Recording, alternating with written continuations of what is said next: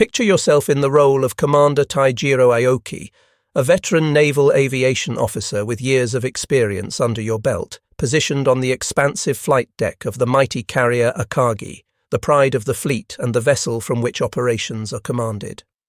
The time is 20 minutes past 10 o'clock on the morning of the 4th day of June in the year 1942. For half a year, stretching back through months of unbroken triumph, the naval force you serve has known nothing but victory. Every engagement has ended in your favour. Your presence was felt at the devastating surprise attack on Pearl Harbor that crippled the American Pacific Fleet at its moorings. Your carriers swept through the vast waters of the Indian Ocean, asserting dominance wherever they sailed. Each adversary that dared to challenge your fleet's supremacy has been cast aside with what seemed like effortless superiority. In the spaces beneath where you stand, in the darkened hangar decks below, aircraft are being methodically prepared and loaded with ordnance for what is intended to be the conclusive, devastating strike against the American naval forces that have been located somewhere out there across the rolling Pacific waters. Throughout the morning hours, your fleet has successfully endured and repelled what can only be described as feeble, uncoordinated attempts by the enemy to mount counterattacks. These strikes came in small groups, poorly coordinated, easily swatted from the sky by your superior fighter pilots and the concentrated anti-aircraft defences of your ships. You have every reason to believe that the most dangerous period has passed, that the crisis has been weathered. You stand there confident, perhaps even allowing yourself a moment to contemplate the victory that seems so close at hand. What you cannot possibly know, what no one aboard any of the ships in your formation can foresee, is that you are catastrophically, fatally mistaken. This precise moment represents the absolute pinnacle of Japanese naval power, the zenith from which there is nowhere to go but down. Within the span of merely 5 minutes, everything will change. You will find yourself engulfed in a catastrophic maelstrom of destruction, a tempest of fire and explosive force raining down from the sky from which there will be no possibility of escape, no chance for survival. You will bear witness as the most formidable naval striking force that currently exists anywhere on Earth is annihilated in a matter of minutes. The question that haunts history is simple yet profound in its implications. How did circumstances align to produce such a disaster? How did everything unravel so completely and so swiftly? To truly comprehend the magnitude of the psychological shock that the Battle of Midway inflicted upon the Japanese military establishment, one must first understand the towering edifice of confidence and self-assurance upon which they stood. In the aftermath of the brilliantly executed surprise attack on Pearl Harbor, the Kido Butai, which translates as the First Air Fleet and represented the elite striking arm of the Imperial Japanese Navy, entered into a sustained period of remarkable achievement that lasted for 6 consecutive months. Under the command of Vice Admiral Chuichi Nagumo, a cautious and methodical officer who had been given leadership of this formidable force, these carriers and their air groups represented the cutting edge of Japanese naval power, the sharpest weapon in the arsenal, the apex predator roaming the world's oceans without peer.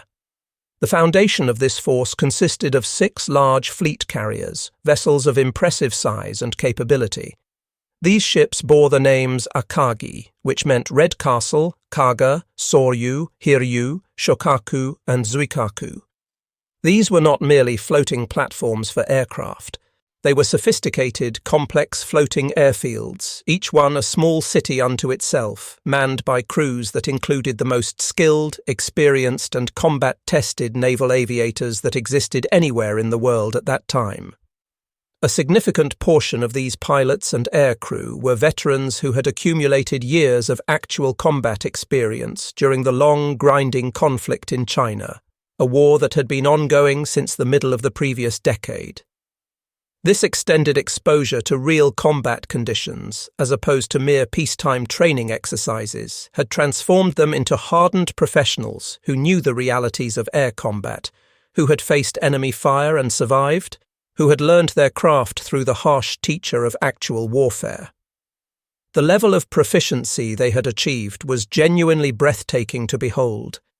They possessed the capability to launch more than 100 aircraft from their carriers in less than 10 minutes, a demonstration of operational efficiency and coordination that their counterparts in the American Navy were still struggling to approach, let alone match. Following the stunning success at Pearl Harbor, where the carriers had launched their strike forces in the pre-dawn darkness to catch the American fleet completely unprepared, the conquest and expansion continued with what seemed like unstoppable momentum. The carriers of the Kido Butai provided air cover and support for amphibious invasion operations across the vast expanse of the Pacific Ocean, enabling Japanese forces to seize territory after territory. They participated in engagements that systematically destroyed Allied naval power throughout the region. At the Battle of the Java Sea, Allied cruisers and destroyers attempting to protect the Dutch East Indies were sent to the bottom in a lopsided engagement. During April of 1942, Admiral Nagumo personally led a powerful force of 5 carriers into the waters of the Indian Ocean, demonstrating that Japanese naval air power could project force into any theatre it chose. In those waters, they encountered and engaged British naval units, sinking the Royal Navy aircraft carrier HMS Hermes, along with 2 heavy cruisers with what appeared to be almost casual ease, as if swatting aside inconsequential obstacles. These operations proved decisively that no corner of the rapidly expanding Japanese empire lay beyond the reach of the carrier-striking force.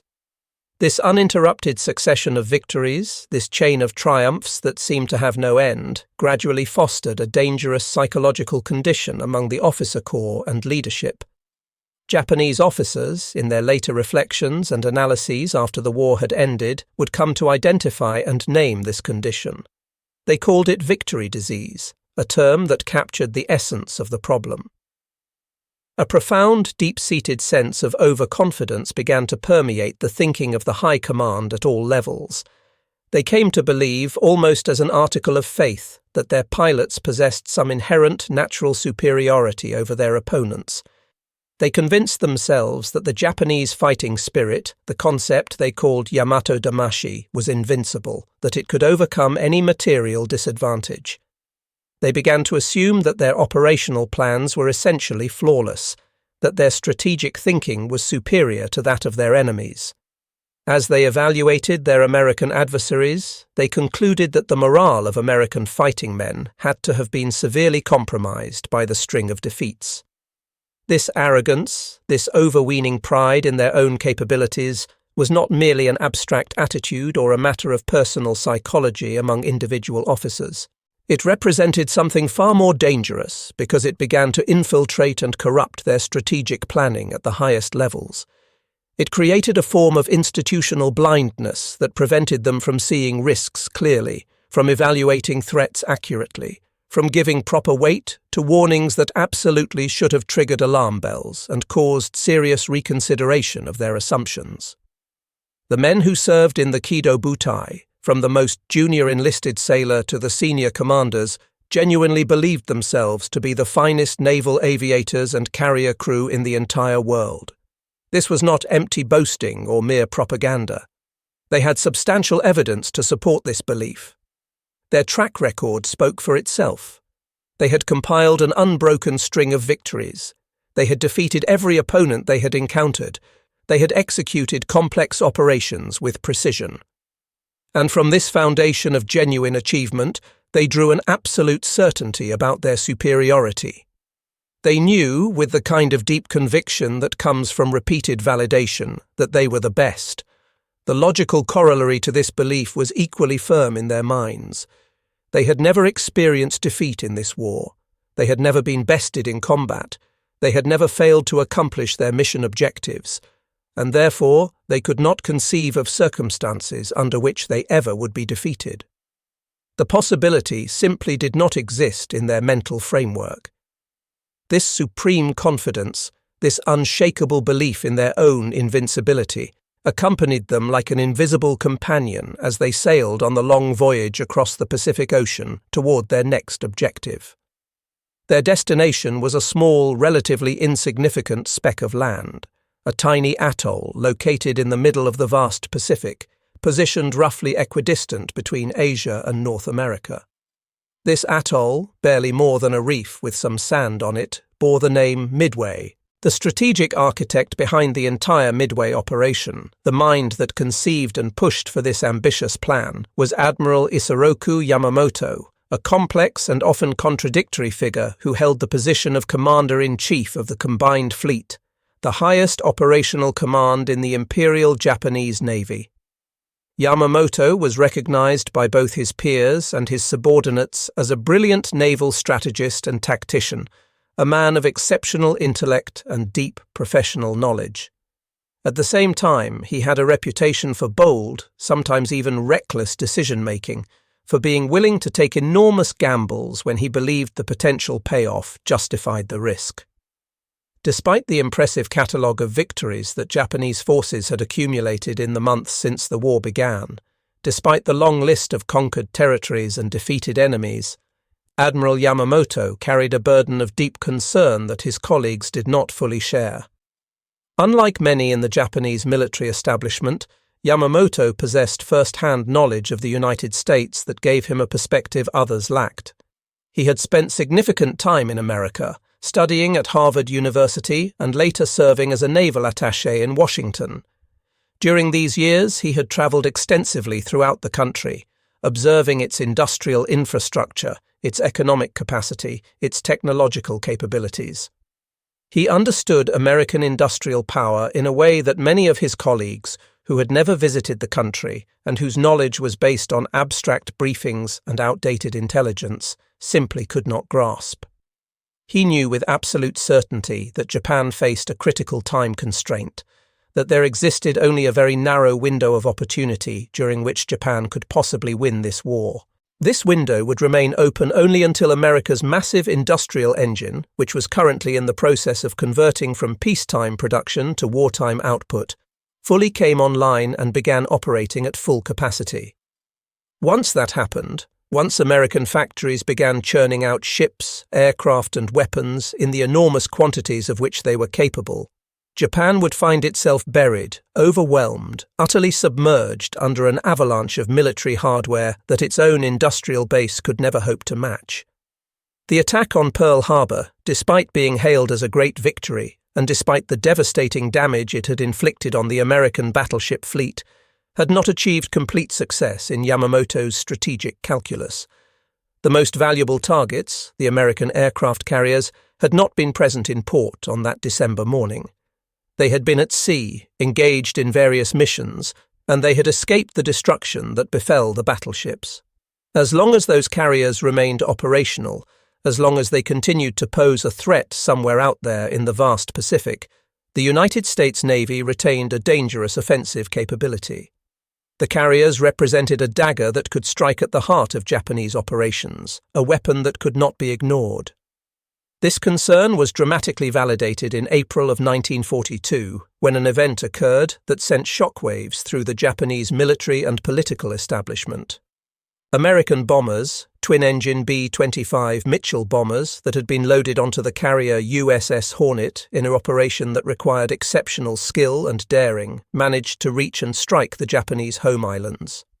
They bombed Tokyo itself, the capital, the home of the emperor, a place that Japanese military doctrine held to be inviolable. The actual physical damage caused by these bombs was minimal, almost negligible from a military standpoint. But the psychological and political impact was profound and far-reaching.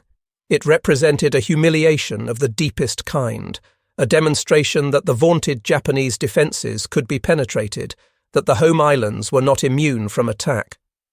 For Yamamoto, this raid proved decisively that his concerns about the American carriers were justified. These carriers had to be neutralized, had to be removed from the equation. Without them, American naval power in the Pacific would be crippled beyond recovery, at least for the critical period during which Japan needed to consolidate its conquests and establish an impregnable defensive perimeter. Thus was born Operation MY, the code designation for the attack on Midway.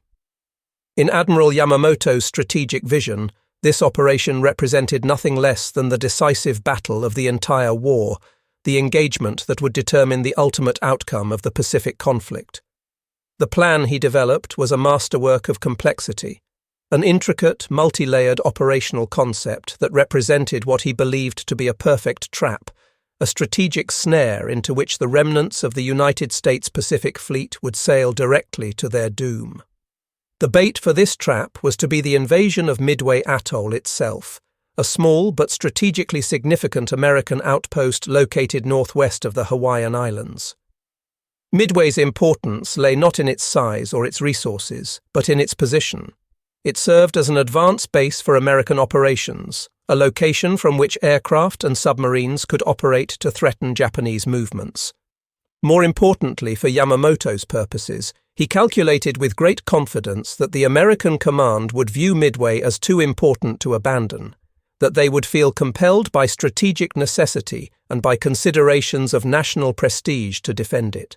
When the invasion force appeared off Midway, when the Japanese assault began, the U.S. Navy would have no choice but to sail forth from Pearl Harbor with whatever strength it could muster to attempt to save the atoll. And when those American ships arrived, when they committed themselves to the battle, they would find waiting for them the full concentrated might of the combined fleet, the entire naval power of the Japanese Empire, ready and positioned to annihilate them in a single overwhelming engagement. The operational plan itself stood as a classic example of Japanese naval doctrine, which had a long-established preference for elaborate, intricate operations involving multiple separate task forces operating according to a precise timetable over vast distances. A diversionary component of the plan called for a force to attack and seize positions in the Aleutian Islands, the chain of islands stretching from Alaska toward Asia.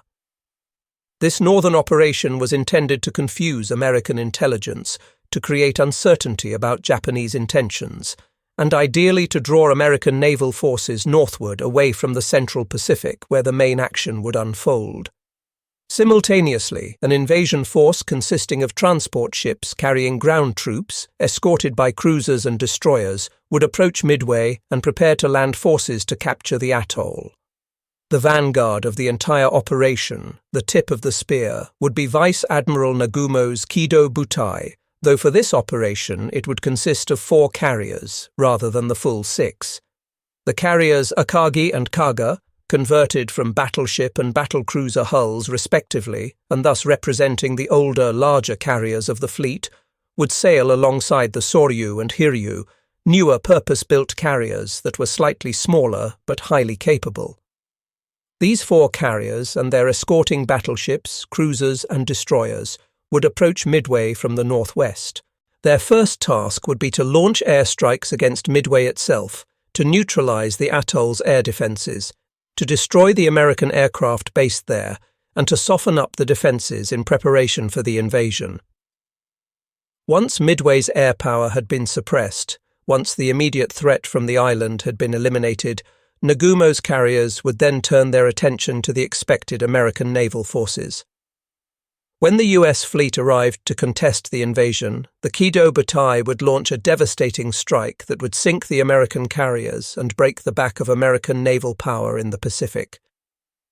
Trailing hundreds of miles behind Nagumo's carrier force, maintaining a position well to the west and somewhat south, was the main body of the fleet, centered on the massive super battleship Yamato, the largest and most powerful battleship ever constructed.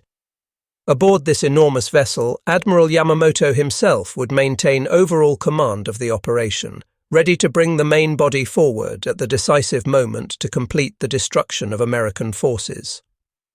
This elaborate plan, impressive in its scope and ambitious in its objectives, was constructed upon a foundation that proved to be dangerously flawed.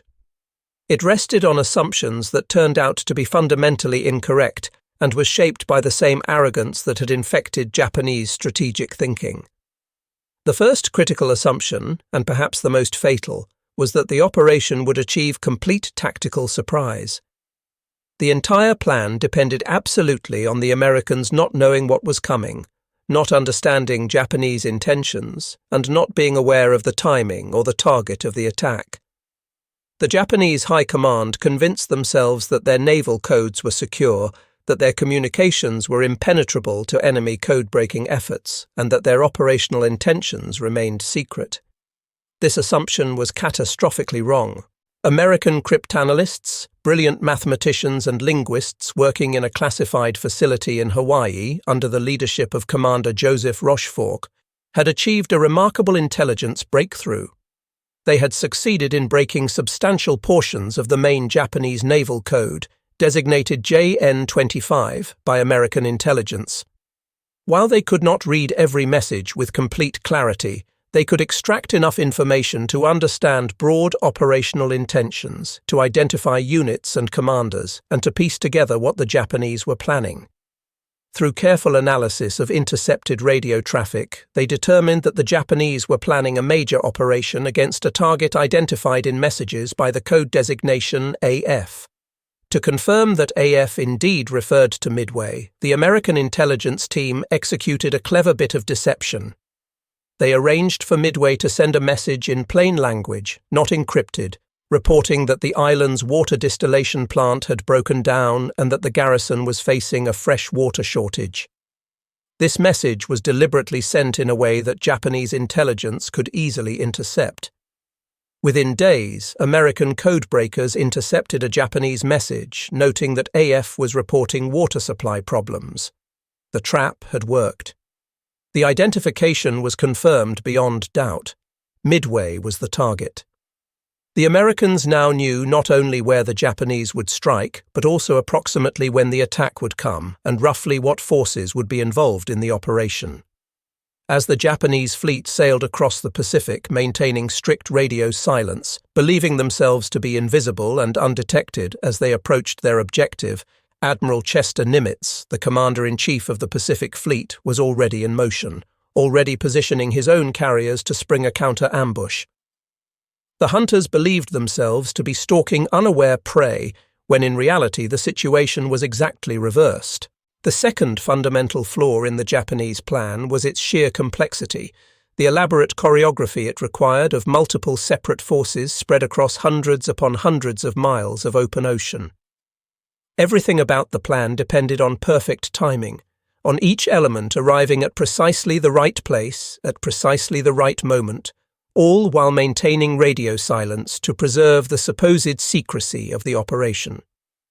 This meant that the various task forces could not communicate with each other to coordinate movements or to share intelligence about changing conditions. They could not support each other if one element ran into unexpected trouble. Nagumo's carrier force, which represented the most important and powerful component of the entire operation, the element upon which ultimate success or failure would depend, was essentially operating in isolation, without the ability to call for assistance or to receive timely information about what other parts of the fleet were encountering. The third serious weakness in the plan was the state of Japanese intelligence collection and analysis. A reconnaissance operation had been planned to send a long-range flying boat over Pearl Harbor to observe what American ships were present in port and to gather information about American preparations. This flight, which might have provided crucial intelligence about American carrier movements, was cancelled when it was discovered that the refueling point, a remote location where submarines were supposed to pre-position fuel for the flying boat, was being watched by American forces. The flight could not be executed safely and was therefore scrubbed from the plan. Additionally, a cordon of submarines had been assigned to take up positions between Hawaii and Midway, forming a picket line that would observe and report on any American ships leaving Pearl Harbor and heading toward the battle area. However, due to delays and miscommunication, these submarines did not reach their assigned positions until after the American carriers had already passed through the area. The American ships sailed past the locations where Japanese submarines would later arrive, completely undetected. Consequently, the Japanese fleet proceeded toward Midway, operating under the entirely incorrect assumption that American carriers remained in port at Pearl Harbor, that they had not yet sorted, and that they would not arrive in the battle area for several days at the earliest. Japanese intelligence had also dramatically underestimated the capability and efficiency of American repair and maintenance crews. They were operating on the assumption that the carrier USS Yorktown, which had been damaged during the Battle of the Coral Sea fought in early May, had been either sunk or at minimum crippled for many months, requiring extensive repair work that would keep her out of action for the foreseeable future. In reality, the Yorktown had limped back to Pearl Harbor and had been immediately placed in dry dock. Repair crews worked around the clock, often around the clock in multiple shifts, in an incredible demonstration of industrial efficiency and determination. Within just 72 hours, they had patched the damaged carrier sufficiently to get her back to sea. She was not fully repaired, but she was operational enough to fight. This meant that the Americans were bringing 3 carriers to the impending battle, the Enterprise, the Hornet, and the Yorktown, not the 2 carriers that Japanese intelligence estimated would be the maximum American strength. The Japanese were about to face a force 50% larger than they anticipated. Perhaps the most revealing and ominous moment in the entire planning process occurred during the pre-battle war games that were conducted aboard the battleship Yamato while the fleet was still in home waters preparing for the operation. These war games, tabletop exercises using maps and markers to simulate the battle, were supposed to test the plan and identify potential problems. During one iteration of the simulation, the officer who had been assigned to play the role of the American commander made an unexpected move. He launched a surprise carrier airstrike against Nagumo's force at a critical moment when the Japanese carriers were vulnerable. According to the rules of the war game and the judgment of the officers observing the simulation, this hypothetical American attack was ruled to have successfully struck and rendered inoperable 2 of Nagumo's carriers, removing them from the battle. This outcome should have caused serious concern, should have prompted a thorough review of the plan's assumptions and the fleet's defensive procedures. Instead, the chief umpire overseeing the war games, Rear Admiral Ugaki Matome, who was Yamamoto's chief of staff, simply overruled the call. He declared that such an outcome was too unlikely to be plausible, that American forces would not be capable of achieving such precise timing and coordination. He ordered the simulation to continue with the 2 carriers restored to operational status, still in the fight. The war game proceeded as if the attack had never occurred. The warning signs were there, visible in the results of the simulation, but they were dismissed, waved away, ignored because they did not align with the prevailing assumptions about American capabilities and Japanese invincibility. The flaws in the operational plan were literally demonstrated on paper during the planning phase, but they were rejected and set aside by officers whose judgment had been compromised by victory disease. The trap had been carefully set, the pieces were in motion, but the Japanese leadership failed to recognize that they themselves were walking directly into an ambush. At 4:30 in the morning on the 4th of June in 1942, as the first hints of dawn began to lighten the eastern sky, the flight decks of the Kido Butai came to life with the controlled chaos of launching operations.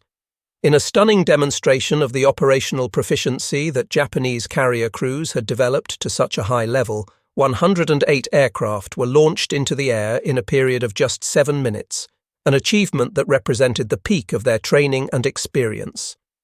This first wave of aircraft, consisting of high-level bombers, dive bombers, and fighters to provide escort and to strafe targets of opportunity, had a clear and specific mission. They were to strike Midway Island with maximum force, to destroy or suppress the atoll's air power, to bomb the runway facilities and other installations, and to clear the way for the invasion force that would follow. As these planes disappeared into the distance heading toward their target, Admiral Nagumo retained aboard his carriers the second half of his available aircraft, holding this force in reserve below decks. These reserve planes were armed and prepared for an entirely different mission. They carried torpedoes and armor-piercing bombs, weapons designed for use against naval vessels rather than land targets. Their true purpose, their real mission, was to be ready to strike at any American naval forces that might appear. This was the task that Nagumo considered most important, the real objective of the entire operation. Within a short time after the Japanese strike force departed for Midway, Nagumo's formation began to come under attack itself. A series of desperate, almost suicidal strikes were launched from Midway Island by American aircraft based there. These attacks came in waves, small groups of aircraft throwing themselves at the Japanese fleet in what could only be described as acts of supreme courage in the face of overwhelming odds. The American planes were a mixed collection, some modern, some obsolete, flown by pilots ranging from experienced to barely trained. They were brave beyond question, but bravery alone could not overcome the vast disparity in skill and experience. The veteran Japanese fighter pilots flying their Zero fighters tore into the American formations with devastating effectiveness. The Zeros, superior in maneuverability and flown by pilots with years of combat experience, shot down American planes with brutal efficiency. Any American aircraft that managed to evade or survive the fighters and press on toward the carriers found themselves facing a solid, almost impenetrable wall of anti-aircraft fire from the screening cruisers and destroyers and from the carriers themselves. The sky became filled with bursting shells and tracers. Not a single bomb struck any of Nagumo's ships. Not a single torpedo found its mark. Every attack was turned back with heavy losses to the attackers. From the bridge of the flagship Akagi, from the perspective of the officers watching the battle unfold, it appeared to be another easy victory, another demonstration of Japanese superiority, another confirmation that American forces could not match them in skill or determination. Then, at precisely 7 o'clock in the morning, a message arrived that marked the beginning of everything unraveling. It was a radio transmission from Lieutenant Tomonaga, the officer commanding the strike force that had been sent to attack Midway. His report was direct and unambiguous in its assessment. "There is need for a second attack wave," he transmitted. The first strike, despite the determination of the pilots and despite the tonnage of bombs they had dropped, had not been sufficient to completely neutralize the island's defenses. The American installations had been damaged, but not destroyed. Aircraft facilities remained partly operational. The runway could still be used. Anti-aircraft defenses were still functional. In Tomonaga's professional judgment, another full strike would be required to accomplish the mission. This message placed Admiral Nagumo in an extremely difficult and unenviable position, forcing him to make critical decisions without adequate information about the broader situation. The orders he had received from Admiral Yamamoto before the operation began had been explicit and unambiguous. The reserve aircraft were to be maintained in an armed state ready to strike at enemy naval units. They were not to be used for secondary purposes. But at this moment, standing on the bridge of the Akagi, Nagumo faced a complex tactical situation. His own scout planes, float planes launched from the cruisers accompanying the carrier force, had been searching the ocean for hours and had reported nothing of significance. There was no sign of any American fleet. The ocean appeared empty. Meanwhile, the attacks from Midway, while ineffective in terms of inflicting damage, were becoming an increasingly serious nuisance. They were disrupting his operations, forcing him to maneuver defensively, interfering with his ability to organize and launch his own strikes. To Nagumo, a cautious, by-the-book commander who preferred to deal with situations methodically and in proper order, the logical decision seemed clear. He should address the known immediate threat before worrying about hypothetical possibilities. At 15 minutes after 7 o'clock, he gave what would prove to be a fateful order. The reserve aircraft were to be rearmed. The torpedoes and armor-piercing bombs currently loaded on the planes, weapons intended for use against ships, were to be removed and replaced with high-explosive bombs suitable for attacking land targets. This rearming process was not a quick or simple operation. On all 4 of the carriers, the enclosed hangar decks where aircraft were maintained and prepared became scenes of intense, organized chaos. Crews of mechanics and ordnance handlers began the laborious process of wresting the heavy torpedoes, each weighing well over 1,000 pounds, off the aircraft and wheeling them aside. High-explosive bombs had to be brought up from the magazines deep in the ship and carefully attached to the planes. This was demanding, time-consuming work that would require more than an hour to complete properly. During this transition period, the hangar decks became increasingly congested and dangerous, filled with a confused jumble of armed aircraft, stacks of bombs, both armor-piercing and high-explosive, torpedoes that had been removed but not yet properly stowed, fuel lines stretched across the deck as planes were topped off, and crews working frantically to complete their assigned tasks. The environment was becoming hazardous, though no one yet recognized just how hazardous it would prove to be.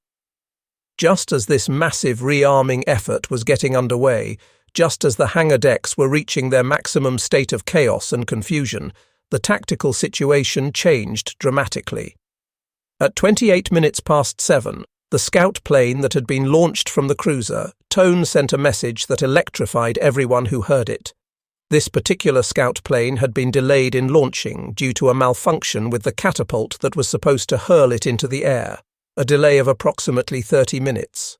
This seemingly minor technical problem would prove to have profound consequences. The scout's message was shocking in its import.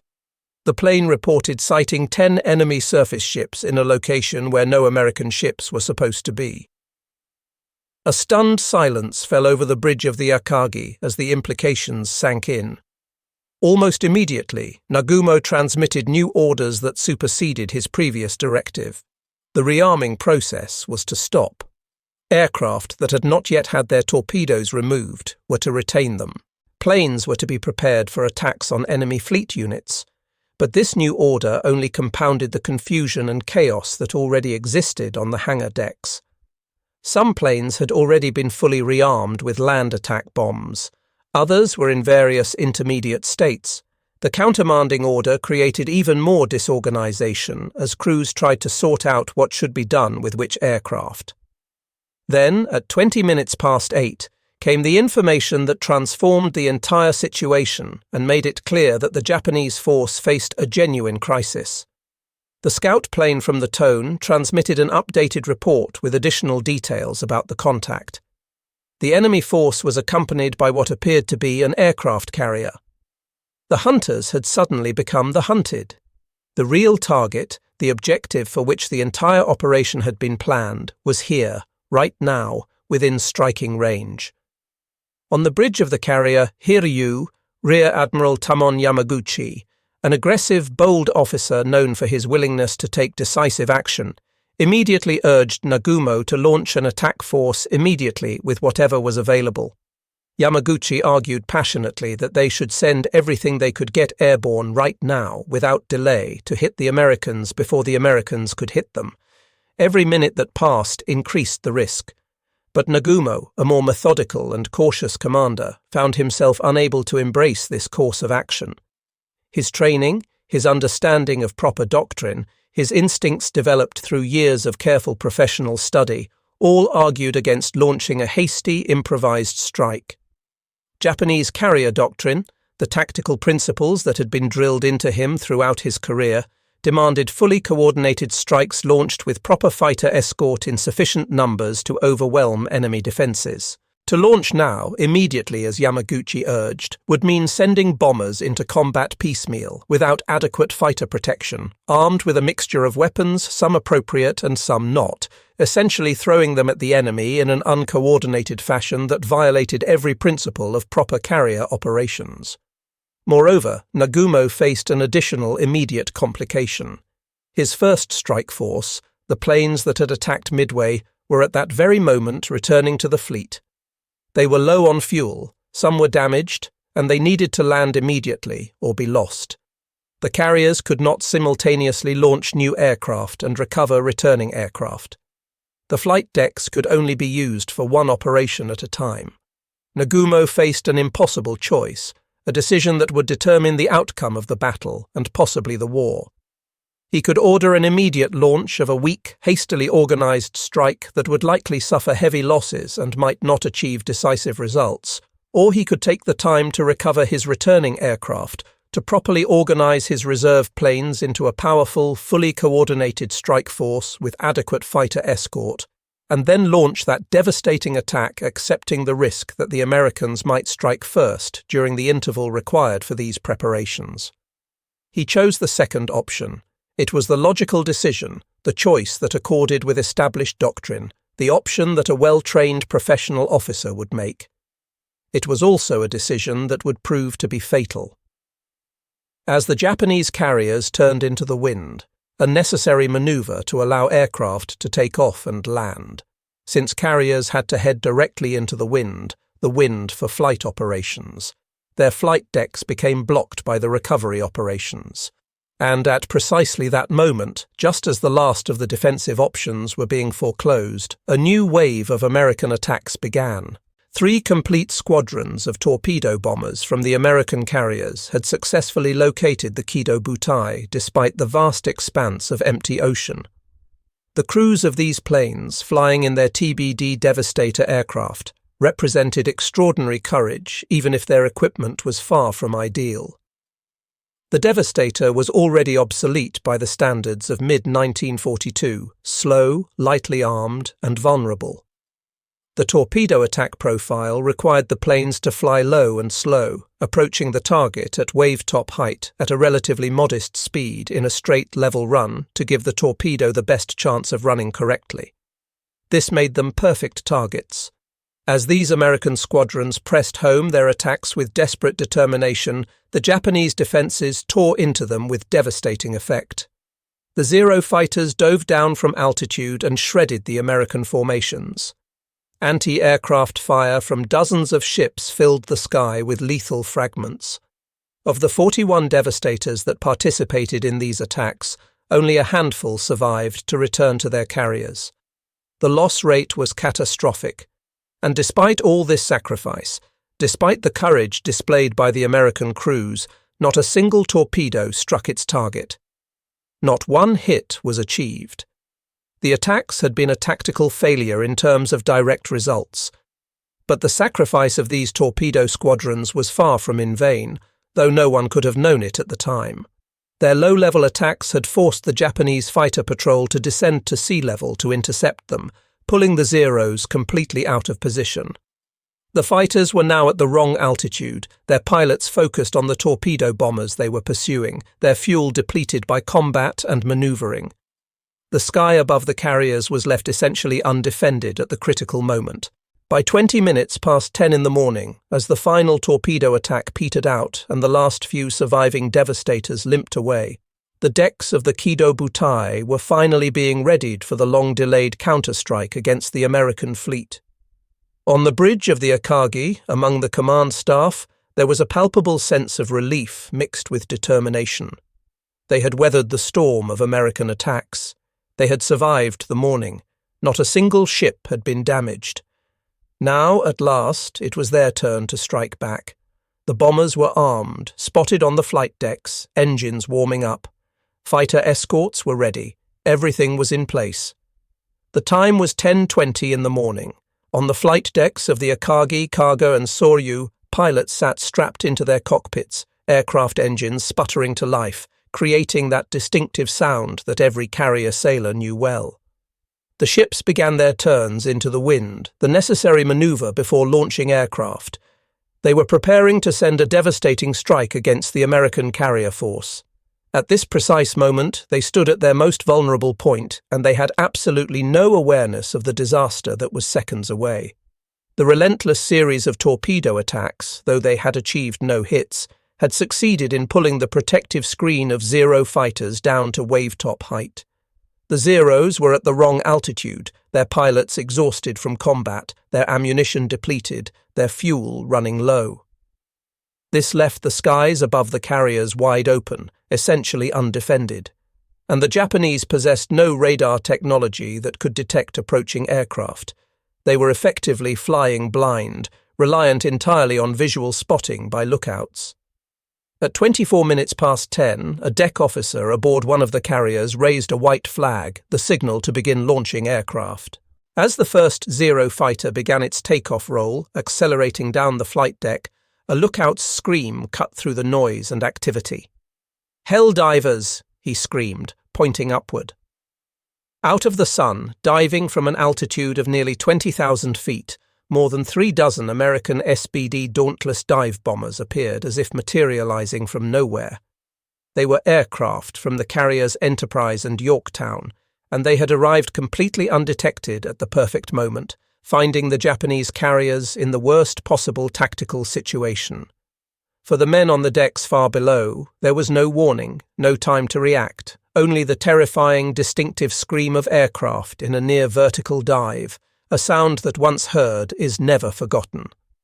the attack unfolded with brutal precision and devastating speed. The American pilots, well trained in the techniques of dive bombing and now finally given the opportunity they had been seeking, delivered their attacks with remarkable accuracy. The first bomb slammed into the carrier cargo with tremendous force.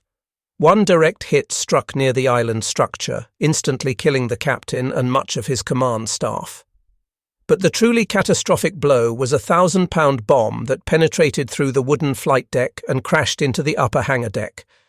The hangar was packed with fully fueled aircraft armed with bombs and torpedoes, waiting to be brought up to the flight deck for the planned strike. The bomb detonated among this concentration of armed aircraft, fuel, and ordnance. The result was instantaneous and apocalyptic. A massive chain reaction of secondary explosions erupted as fuel tanks ruptured and spilled burning gasoline, as bombs cooked off in the intense heat and detonated, as torpedoes exploded with tremendous force. Within minutes, the cargo was transformed from a functioning warship into a raging inferno, uncontrollable fires spreading through her interior spaces, smoke and flames pouring from every opening. At almost precisely the same moment, the carrier Soryu came under attack from dive bombers that had been launched from the Yorktown. 3 bombs struck her in rapid succession. Just as happened on the Kaga, one of these bombs penetrated to the hangar deck where aircraft were packed together, armed and fueled, waiting for the launch that would never come. The resulting fires and explosions were equally catastrophic. Within 20 minutes of being hit, the ship was determined to be a lost cause, her crew beginning to abandon ship as fires raged out of control, and secondary explosions continued to tear through her internal compartments. The flagship Akagi, from whose bridge Admiral Nagumo had been commanding the entire operation, received what appeared at first to be less severe damage. Only one bomb struck her directly, but that single bomb, by terrible luck or excellent aim, plunged into the upper hangar bay at exactly the worst possible location, right in the middle of where armed torpedo bombers were being readied for the strike against the American carriers. The bomb's detonation triggered an immediate catastrophic chain reaction. The tightly packed hangar transformed into a giant fireball. Torpedoes exploded with tremendous destructive force. The entire midships section of the carrier became an inferno. Admiral Nagumo stood on the bridge in a state of visible shock, staring at the flames that were consuming his flagship, the ship from which he had commanded 6 months of unbroken victories. His staff officers, recognizing that the flagship was doomed and that the admiral was in a state of mental paralysis, practically had to physically drag him off the burning ship to transfer him to a cruiser from which he could continue to command what remained of the fleet. In the space of merely 5 minutes, an incredibly brief period of time that seemed to those experiencing it to pass in a blur, the entire heart of the Kido Butai had been ripped out and destroyed. 3 of Japan's finest, most capable carriers, ships that had been at Pearl Harbor and throughout all the subsequent conquests, were transformed into burning wrecks. The Japanese obsession with offensive striking power, their focus on maximizing the number and capability of aircraft they could launch, had resulted in carrier designs that had poor damage control features.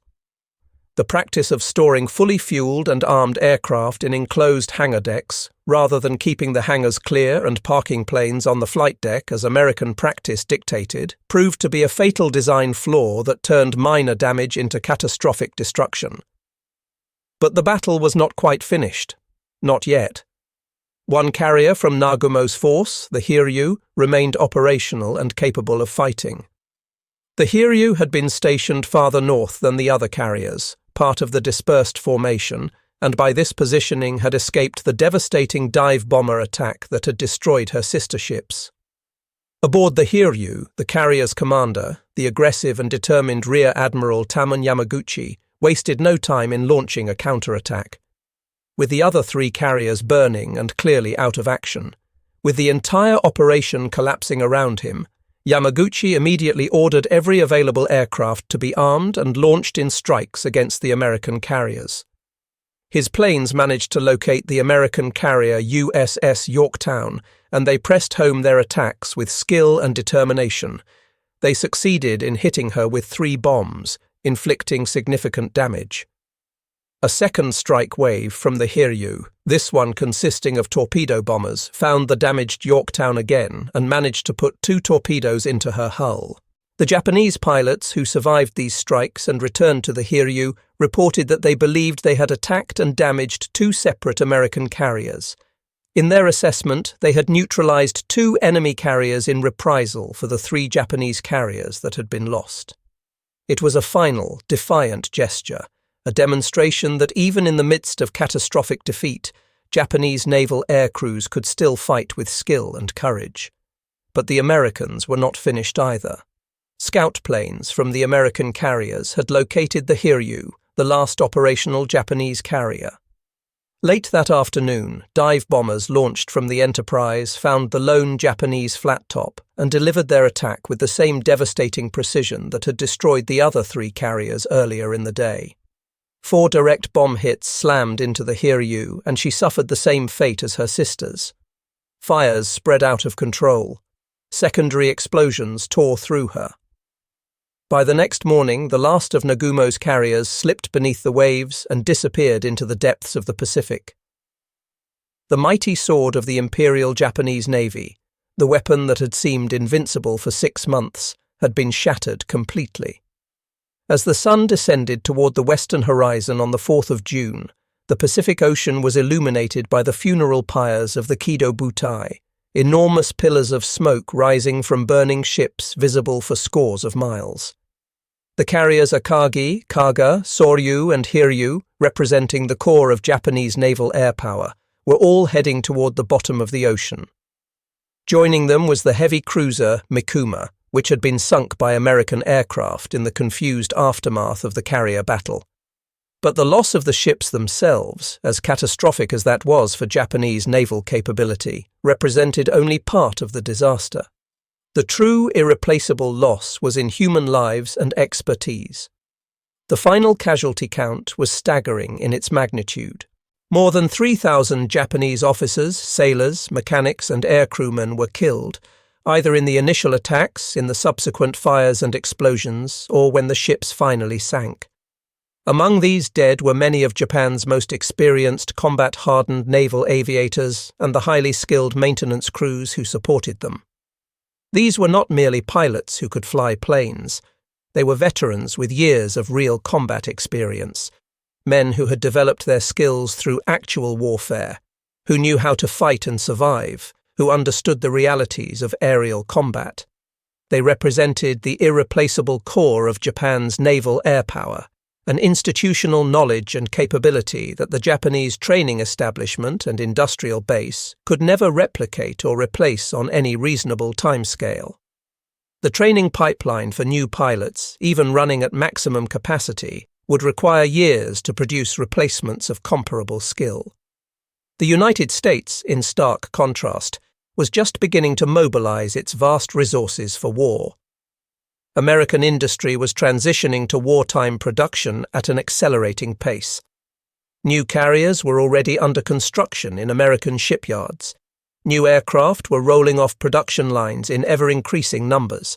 Pilot training programs were being expanded. The American war machine was building momentum.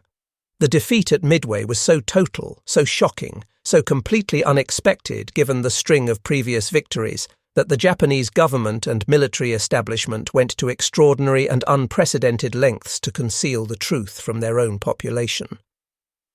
The Japanese public was informed that the Battle of Midway had been a great victory for imperial forces. Official announcements claimed successes that bore no relationship to reality. The survivors from the sunken carriers, when they were eventually brought back to Japan, were transported in secret, moved under cover of darkness. They were immediately placed in a form of quarantine, isolated from contact with the outside world. They were explicitly forbidden from speaking about what had actually happened, even to their own family members. The penalty for violating this gag order was severe. To maintain the fiction of victory, to prevent the truth from leaking out, the lost ships were kept on the Navy's official roster for an extended period. Their status was deliberately obscured through bureaucratic misdirection. Official documents continued to reference these carriers as if they still existed, as if they remained operational units of the fleet. This institutionalized culture of denial, this unwillingness to face and acknowledge failure, meant that the Imperial Japanese Navy never conducted an honest, thorough reckoning with what went wrong at Midway. The doctrinal flaws that contributed to the defeat, the failures of intelligence that left Japanese commanders operating on false assumptions, the overly rigid planning that could not adapt to changing circumstances, all of these serious problems were never properly addressed or corrected. The reason was simple. Admitting to these failures would require acknowledging the scale of the disaster, and acknowledging the disaster would undermine the fiction that everything had gone according to plan, that Japanese arms remained invincible. The Battle of Midway stands without question as the undisputed turning point of the entire Pacific War. In the space of a single day, in a few hours of intense combat, Japan's offensive power was broken, and the strategic initiative permanently shifted to the United States.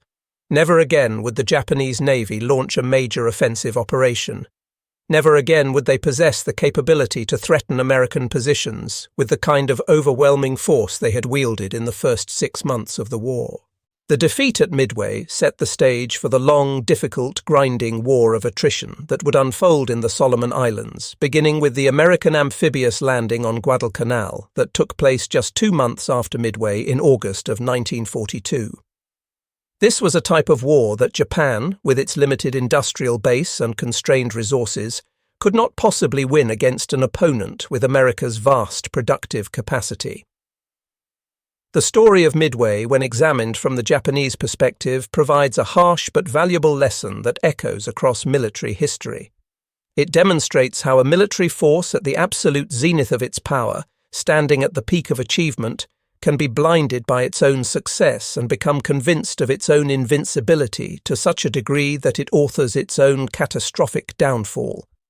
An overly complex operational plan that tried to do too many things at once, a fatal underestimation of enemy capabilities and intentions, critical intelligence failures that left commanders operating on fundamentally incorrect assumptions about enemy positions and strength, and a moment of fatal indecision at precisely the worst possible time, all of these factors combined to doom what was arguably the finest carrier strike force that existed anywhere in the world at that time. The 5 minutes of destruction that fell upon the Kido Butai on the 4th of June in 1942 did not merely sink 4 ships and kill 3,000 men. Those 5 minutes compromised and ultimately destroyed the imperial ambitions of an entire empire. The Battle of Midway remains a timeless lesson in the dangers of overconfidence, in the catastrophic consequences of operating on false assumptions, and in how the sheer fog of war, the uncertainty and chaos that accompanies combat, can bring even the mightiest military force to sudden and complete ruin.